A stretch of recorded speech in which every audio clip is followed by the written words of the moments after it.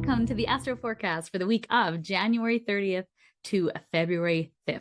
We are now moving into the first week of February, and we start off this week in a second quarter phase of the moon, meaning the moon is gaining in light as it builds to that full moon in Leo on Sunday at the end of this week.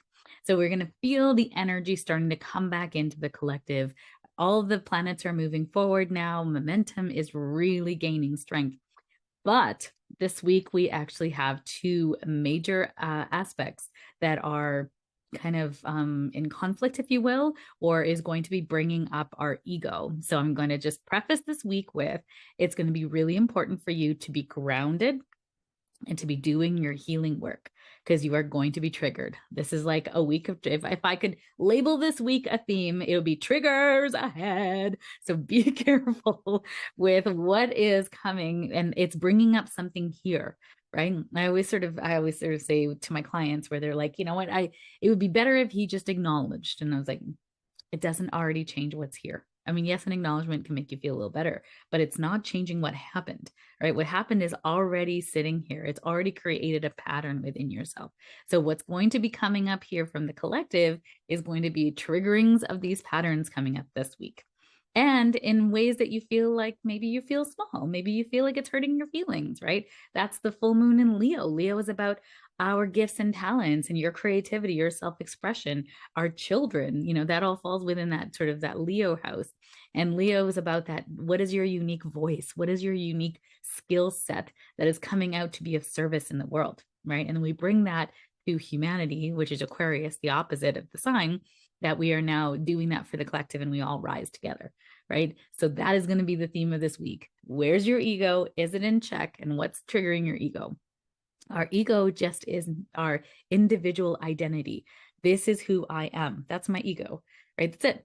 It's not bad. It's not a bad thing. We need ego to live. Our ego is our mind, and our mind is one of the intelligence that we have access to. We have three intelligence always at our disposal. One is our ego or our brain that's always trying to keep this vessel safe.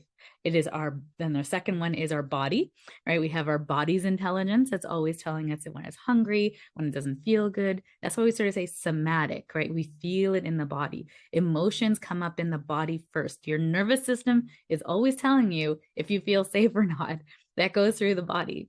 And then the third intelligence is your intuition. It's your spirit self. It's your soul self, your higher self that's always guiding you forward. It has that compass within you, right? And it's always nudging you to tell you this is the right way. Go this way. Follow yourself, right? And you're like, I don't know. It doesn't feel safe. Yeah, expansion doesn't feel safe. So Monday, June 30th, no real, some aspects here. We're feeling very forceful. The moon comes to conjunct Mars, which is our motivation, our desire, our passion in Gemini. We're curious. We want to connect with people. We're seeking information. There is a square to Venus on this day as well, feeling like we're having this kind of, and this Venus square to Mars is going to become exact on Saturday. So they're starting to come together. The aspects starting to come together this week. So we're starting to already feel this kind of this irritation within relationships where we're either not feeling like we're being acknowledged, or whether we're not loved in the way that we want to, or we're not getting what we want to out of it. That's also going to be a theme for this week. Wednesday, February 1st, I just noticed this moon is going to be moving into Cancer in the afternoon here in North America, if you will. And there's also going to be a square to Neptune on this day. So we're very sensitive. We might be feeling really like easily triggered, something kind of happening. And you're like, here's my feelings. Or maybe you don't even say that. And you're just like, why do I feel so dissed, right? That is also, an indication that something has been triggered within you. Thursday is Groundhog Day here in North America. I always thought it was a weird thing when the groundhog sees his shadow. If he sees his shadow, it's like 4 more weeks of winter, and there's no shadow, then it's springtime. I mean, this poor critter's just got a lot riding on its tail. And hey, this is the first form of psychic awareness, right? This is sort of looking at signs around you in the world, right? I always kind of laugh when people are like, this is witchcraft. I'm like, but you follow Groundhog Day, right? Right. And you thought Jesus spoke to his followers after he died, right? Yeah, that's all normal. And then a burning bush told Moses some things, but that's normal, right? But we can't look for signs, and we can't read the energy of people in our lives. That's weird, right? Like it doesn't make any sense to me. So it's all the information is coming in from your environment. So Groundhog Day is going to be a day to not just Groundhog Day, but every day is really about looking out for signs and symbols around you, right? I'm gonna reclaim Groundhog Day for intuitives, psychics, spirituality, of looking out for signs day, of what is in alignment for you and what is not alignment for you, or what are you noticing around you. If you notice animals, spirit animals hold messages. You can look up the spiritual meaning of a groundhog if you saw a groundhog on that day and see if that resonates with you. If you see a feather on the ground, maybe that's associated with someone in spirit, or dimes from heaven. You see dimes and you're like, oh, my grandfather used to carry change in his pocket. Look out for the signs on this day. All right. And then Friday is the first major aspected day of the week. So we actually have Friday, Saturday, Sunday. We have three major aspects kind of happening within the same time frame. So we're going to say that the week is going to gain in intensity as well, because these three aspects are not easy. So Friday, February 3rd, the first week of February, we have a moon square to Uranus. Now, sun square to Uranus. So the sun is our vitality, it's our egoic self, it's the way we feel about ourselves. And right now, the sun is in Aquarius. So Aquarius is it's very heady, it's very smart, intellectual. It likes to think things through. It also has a very strong moral code that it operates under.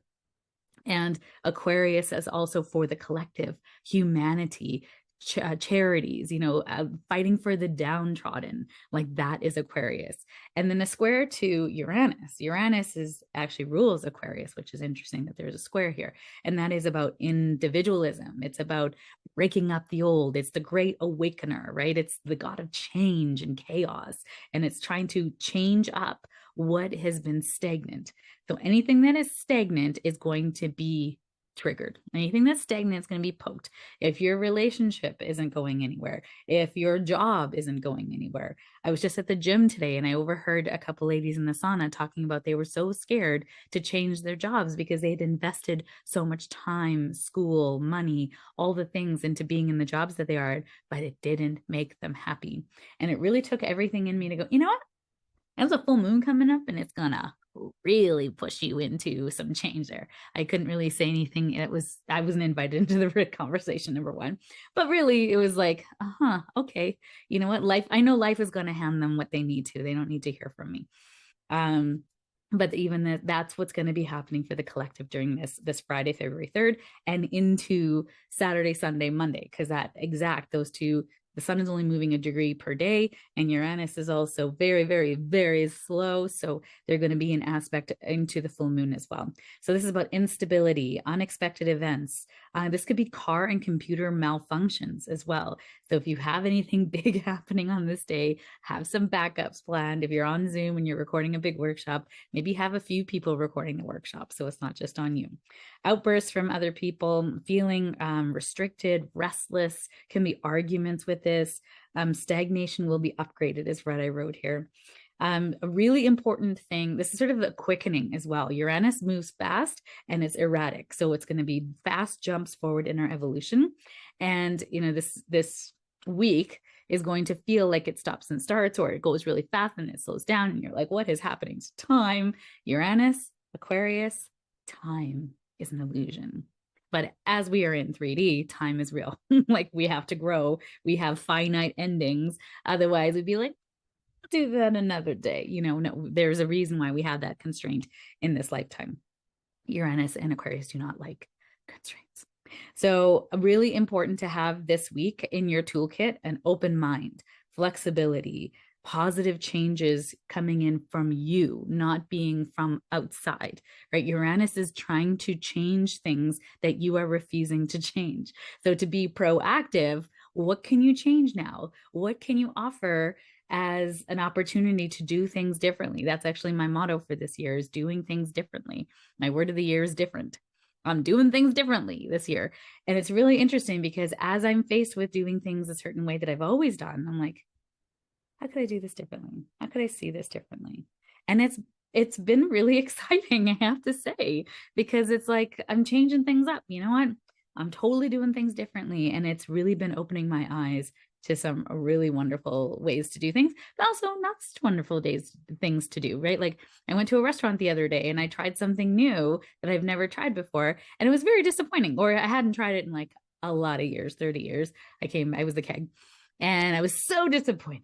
And I was like, and I love the keg. I would go there all the time. I just love, I used to work there. I used to work at an office. The keg just has a very special place in my family. And yeah, it's not good. It's not good at all. It was, yeah, I'm not going to share what it was, but I was very disappointed with it. And I was like, huh. And here is an example that says to me, doing it differently isn't always better, but trying something new is better because it's opening up and creating flexibility within you. So try something different this week and be open to changes. Expect the unexpected. That's what Uranus is. All right, Saturday, February 4th, we have Venus squared to Mars. Venus is what we love and value, our money, beauty, relationships, aesthetic. And it's in Pisces. She's in Pisces. So she's very sensitive, very dreamy, very, visionary of what she loves and how things can go. And she's not really being grounded in these visions, right? And Mars is squaring to her. So square being a challenge in Gemini. And Gemini is about information, ideas, inspiration, and thinking, connection, curiosity, those things as well. So when we have these two things squaring, we have irritation, we have frustration, we can have intense sexual experiences. It's great for sex, passion. We are very deeply passionate about things. And we might be getting a little triggered because we're very sensitive, right, at this time. So this is a day when you're going to feel very, very sensitive. You might have a very strong ego. Mars is our egoic will to move forward, right? The sun is our ego, but then Mars is our egoic will to move forward. It's very masculine. Aries is also the god, Mars rules Aries, and it's the god of war, right? It's about like, I'm going to do things my way, which is what makes it so passionate, which is what makes sex really great. So this can be a really great day for that. If you are single, do not lower your standards. Venus in Pisces can be healing, our psychology, things that are we need therapy for. This can be that part of those triggers, right? So anger, impulsiveness, impatience, relationship difficulties, experiences with money, relationships, beauty can be poked. So we might feel like inadequate, or we can have something happen with our money where we're like, oh, can we not get ahead? Right? You will know it'll be an area of your life that's Venus ruled that is going to be like, oh, here it is. And that's okay, right? The tension in relationships could come up at this point. This is going to be a really important day to avoid fawning. Fawning meaning trying to please everybody and say, oh, this is great. You're wonderful. No, don't worry. You can hurt my feelings all on. No, let me give you money. No, we're not doing that. We're not doing that on this day. The other thing we're not doing on this day is trying to pent up all this anger in us, not say anything. So instead of not saying, saying something you're going to regret or doing something you're going to regret, you're going to go to the gym. You're going to go somewhere that's going to get this energy out of you, because Mars, physical energy, anytime it squares something, it needs an outlet for that. So that outlet needs a place. So the gym, a hike, a vigorous walk, that would be really good during these next 3 days. Okay. And then Sunday, February 5th, we have a full moon in Leo. Now, interesting note from an astrologer that I love to follow. Her name is Pam Gregory on YouTube.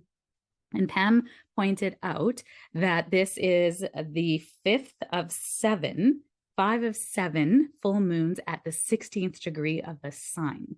So it's interesting, right, that we sort of notice when we see these kind of patterns. And that 16 degree of the sign, she looked at the 16th card in the tarot, which is the Tower card. And the Tower card is an unexpected change. It's Uranus card.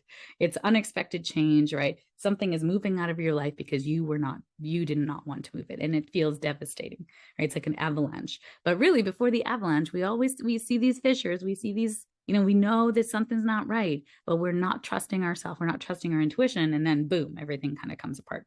So this is going to be another one of those full moons that you're going to be like really trusting how you feel, trusting what's happening inside. Okay. That intuition. So this full moon is in Leo, the sun is in Aquarius, is going to be squared to Uranus.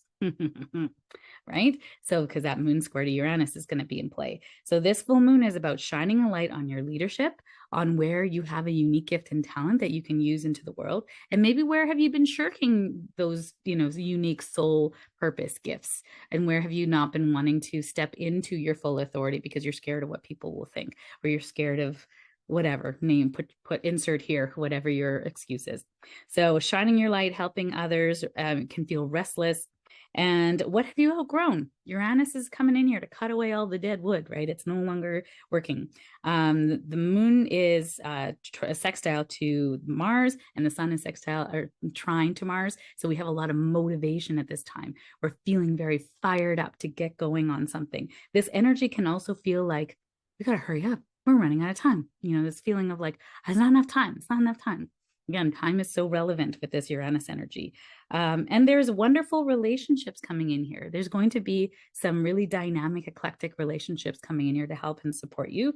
But again, there's that square to Mars, Venus square to Mars. So lots of passion to move forward, but you might feel frustrated that you don't have the right people in your life, or people aren't supporting your big dreams. Take notice of who does not cheer you on, or take notice of what they say, and take accountability. Does this relate to me? Is this true? Is this information true? Or is this them projecting onto me? I always say, don't take advice from people who aren't doing what you're doing, right? I got lots of friends with lots of advice, and I'm like, I'm not interested if you're not walking this path. And then we also have Mercury conjunct Pluto. These are dynamic, fantastic ideas and thinking, and also ways to investigate and get deep to the heart of the matter. So this is wonderful for uncovering our own triggers and patterns within us. Great for journaling, great for really introspecting, but do not fixate. Pluto can cause you to fixate and be that hamster on the wheel. So if you're fixating, go to the gym, call a friend, do something fun. This is not meant to fixate. So this full moon in Leo is really coming up to help you understand, what are your unique gifts and talents? What did you come here to do, right? Because whatever that is, you're going to elevate it and bring it to the collective Aquarius this year. It's going to be a lot of Aquarian energy coming up here, and that's going to be helpful for everyone else. Because when you're living in your true, authentic gifts and soul purpose, that is when the world starts to elevate. Not because you're trying to take home a paycheck that pays the bills and you hate everybody in life. Yeah, you still need to pay your bills, but can you do it in a way that makes you happy? And the answer is yes, you can have it all. So I'm wishing you a wonderful week of really sitting with your purpose, of really being passionate about what is it that you want to do. Notice when your ego comes up, bringing in that flexibility, that curiosity, that optimism that this is coming in to serve you in some way. Feel the feelings, and then realize it's information helping you to move forward in your life. Wishing you the most amazing week ahead, and I will talk to you soon.